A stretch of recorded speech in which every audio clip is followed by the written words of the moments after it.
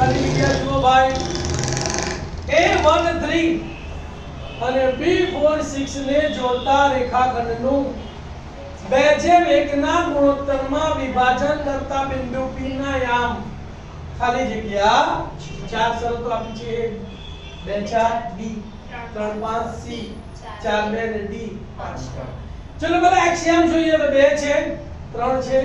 4 છે 5 છે ચારે ચાર એક્સિયમ કેવા છે અલગ અલગ વાયામ જોઈએ 4 5 2 3 ચારે ચાર વાયામ પણ અલગ અલગ છે તો તમે કોઈ પણ કાં તો એક્સિયમ શોધો કાં તો વાયામ શોધો તો તમારો જવાબ મળી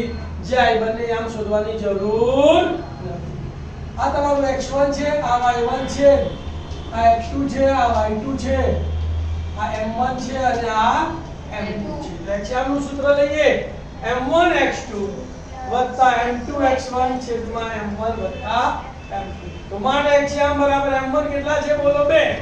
તો m1 ની જગ્યાએ લખ્યા 2 ગુણ્યા x2 કેટલા છે બોલો 4 તો 2 ગુણ્યા 4 વત્તા ના વત્તા m2 કેટલા છે 1 તો 1 x1 કેટલા છે 1 તો 1 ગુણ્યા 1 અને m1 વત્તા m2 એટલે 2 વત્તા 1 તો 2 વત્તા 1 2 ચોક 8 વત્તા 1 એકા 1 છેદમાં 2 ને 1 3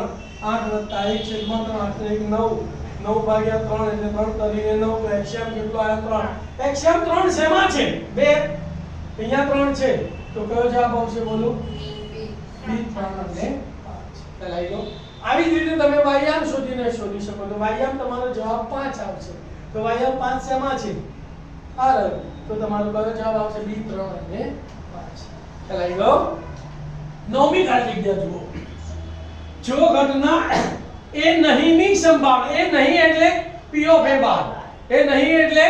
P of A બાર ની સંભાવના q હોય તો ઘટના A ની સંભાવના ખાલી જગ્યા ચાર વિકલ્પો આપ્યા છે A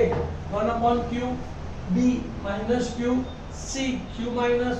અને D 1 - q તો અહીંયા ઘટના A નહીં ની સંભાવના એટલે P of A બાર બરાબર q થયા